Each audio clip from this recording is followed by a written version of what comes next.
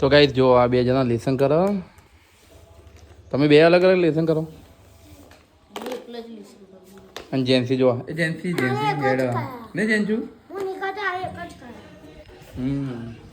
તો ગાઈસ કાલે તો અડાલજ જતા ગોધીનગર. ચલા વાગે 12 વાગ્યા. જોઈએ ખાવાનું શું બનાવ્યું. 12 વાગી ગયા. જય માતાજી. શું બનાવ્યું? તો ગાઈસ ગવાનું શાક બનાવ, ગરમ ગરમ રોટલા બનાવ. આજે તો પિંચુને સ્કૂલની રજા હતી એટલે વાંધો નહીં. આજે તો વહેલો નવરા થઈ જાવ. કેવું મોડું થયું પરી?